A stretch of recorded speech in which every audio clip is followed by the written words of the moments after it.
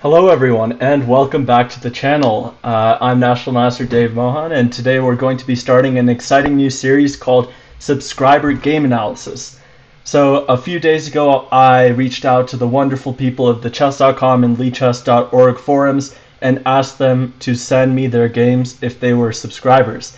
And I got an overwhelming response. I'm very happy with the amount of games that were submitted.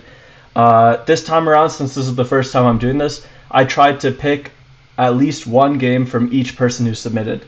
So to those of you who submitted 3 or 5, just know that you're still going to have one of your games analyzed in this series.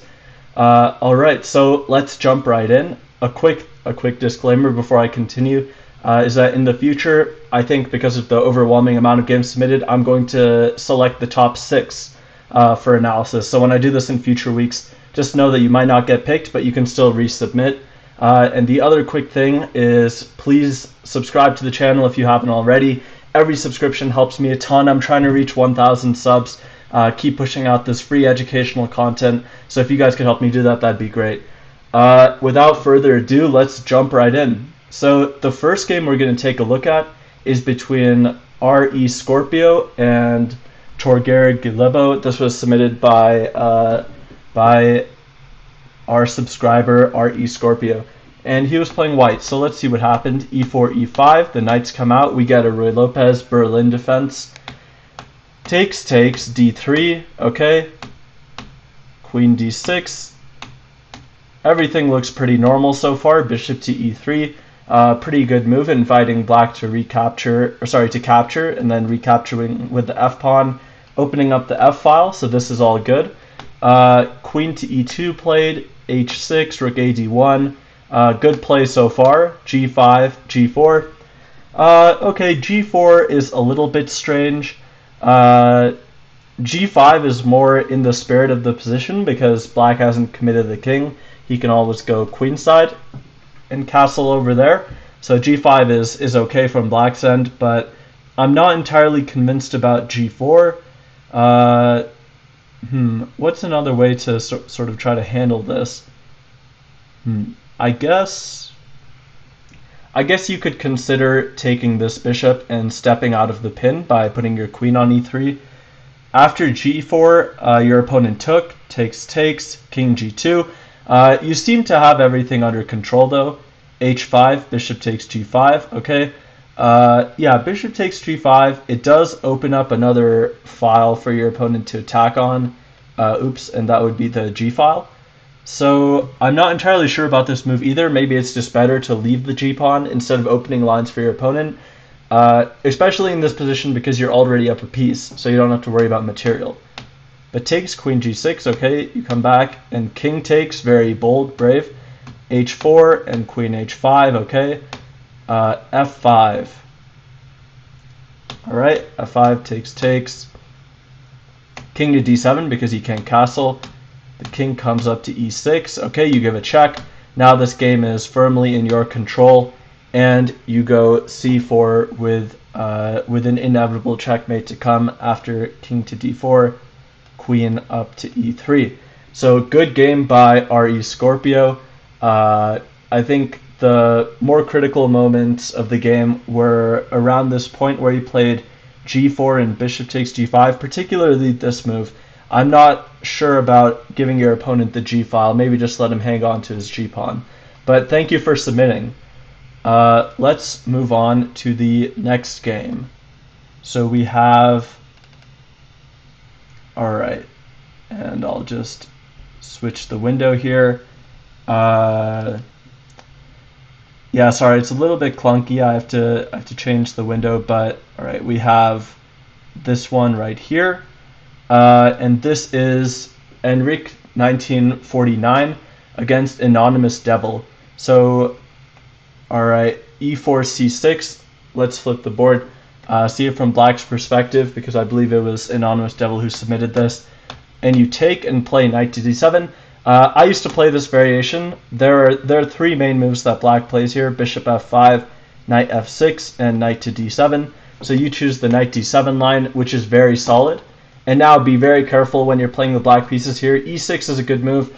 Don't play knight F6 in these positions because white is setting up a really nasty trick. Knight d6 is actually mate. So you have to be very careful here. Play e6. This is what you have to go for. Now your bishop protects this d6 square. And bishop to f4. Alright, bishop f4 is sort of uncommon. I haven't really faced this move all too much, but the intention is quite clear. Knight d6, which is what ends up happening after knight f6, knight d6.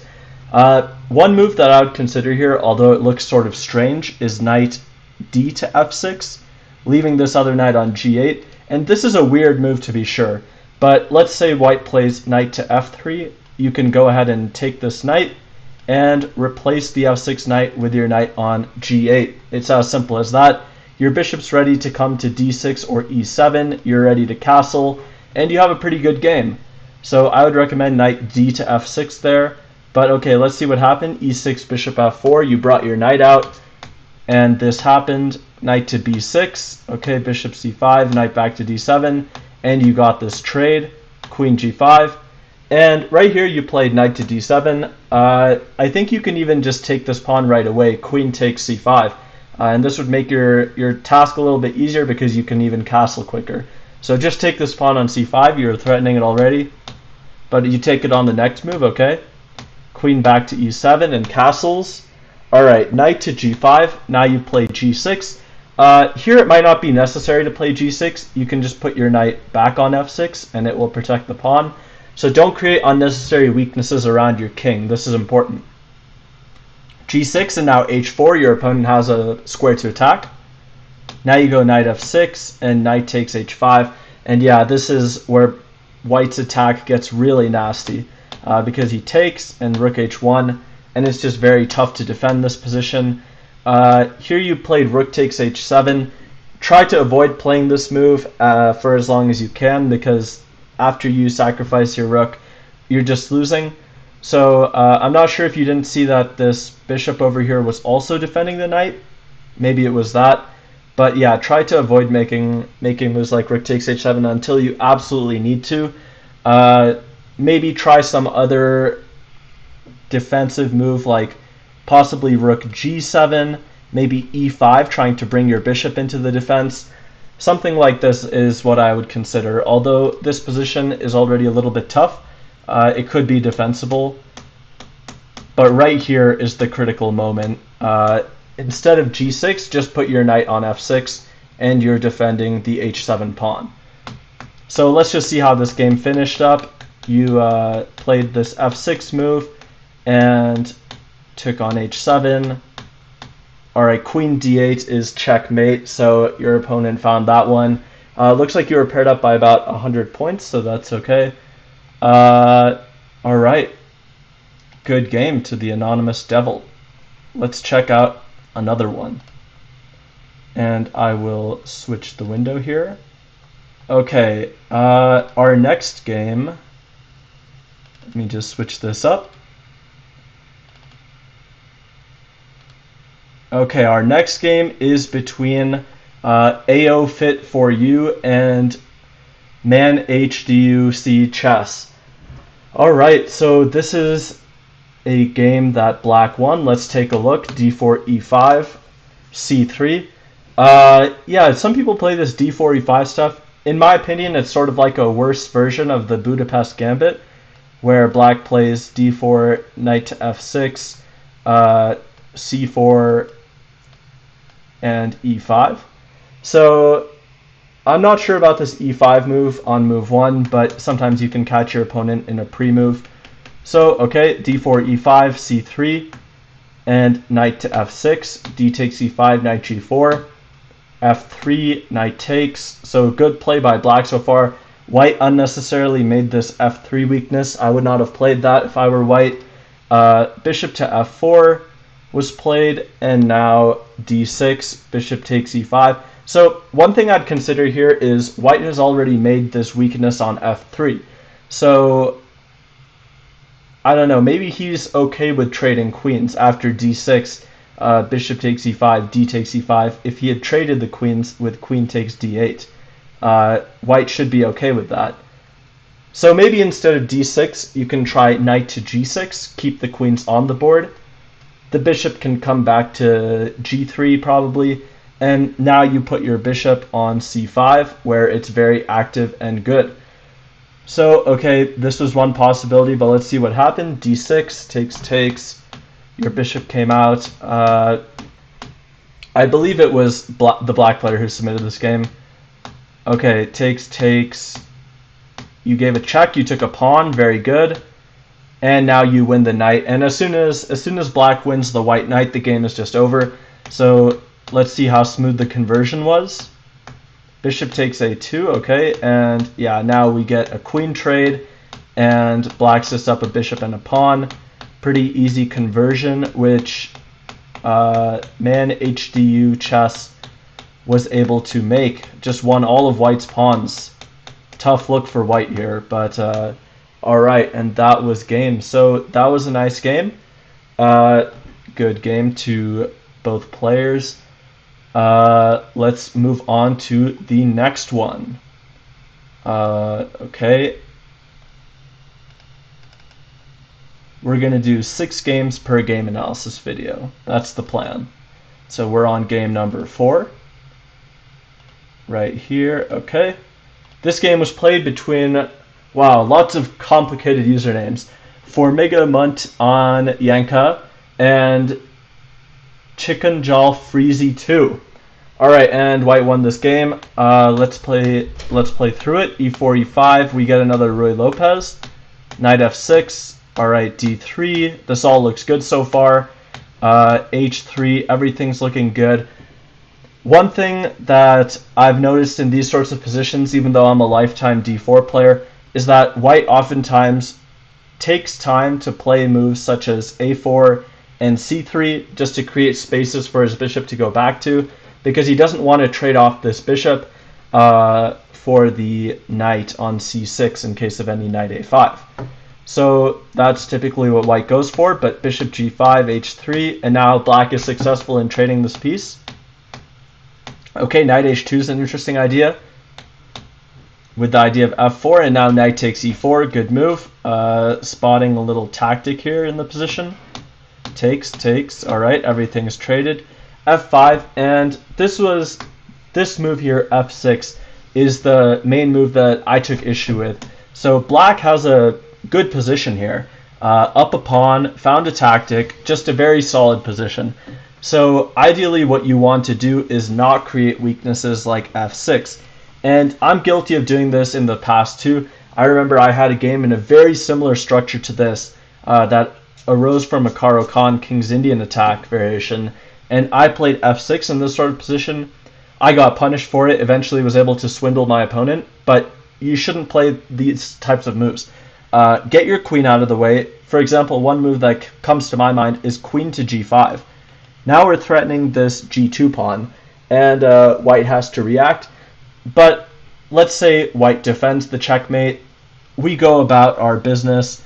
We play like rook to e8 or something like that, maybe the other rook to e8.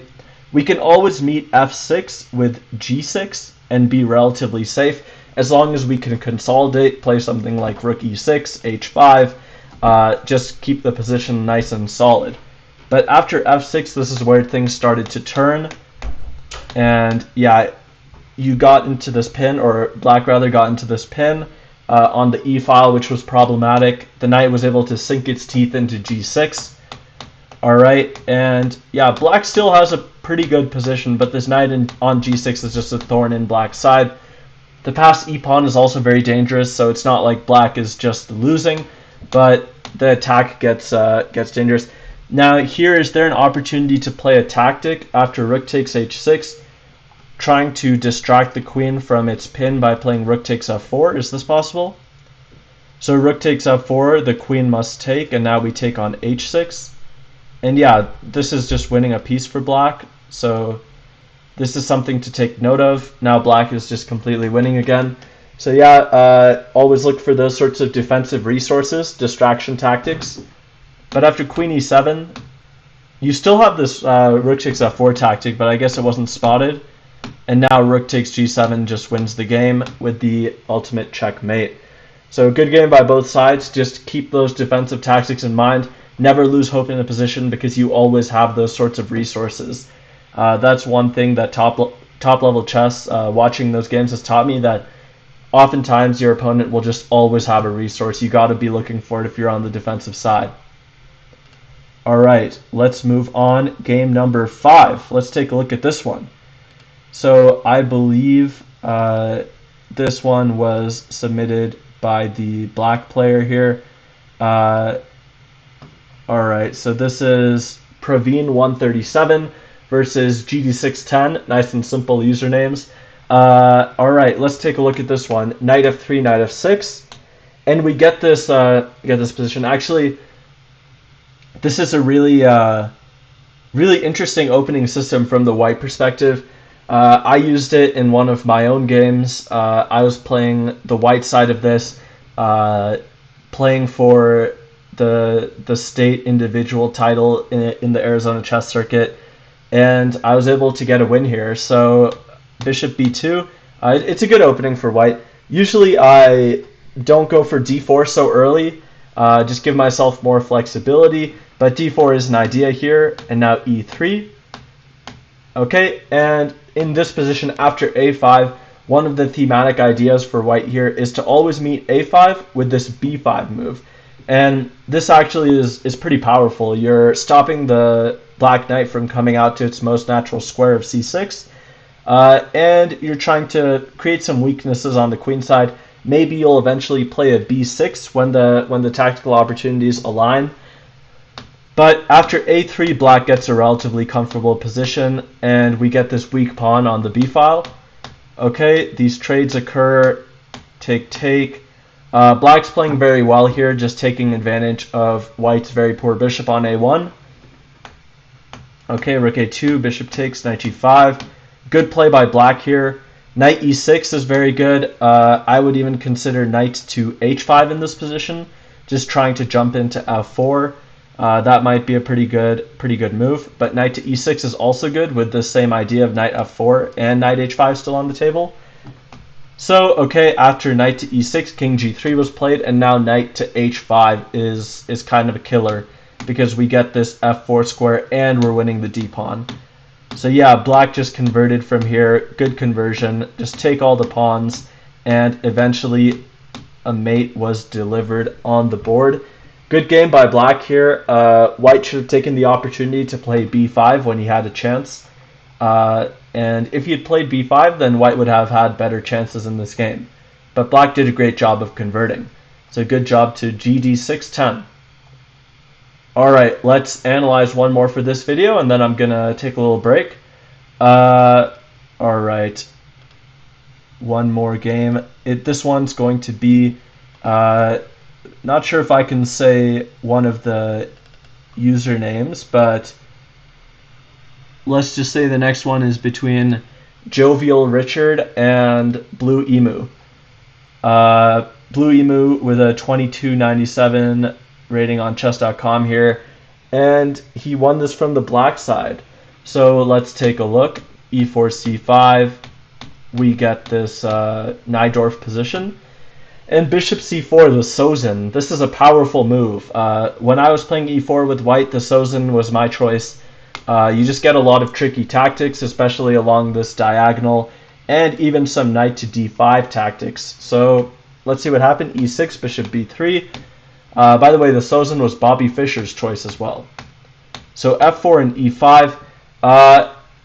Now, I don't have an incredible grasp for these Sozin positions, but e5 seems a little bit premature, especially with this diagonal being so weak. I would consider maybe instead playing some sort of rook e1, queen f3, maybe going for f5, or maybe even f5 in the current position, although that's not as convincing. Rook e1 sets up some knight d5 tactics though. So that's thematic, but Blue Emu takes advantage of this e5 move by putting the bishop on c5. Very good move. Bishop to e3, okay.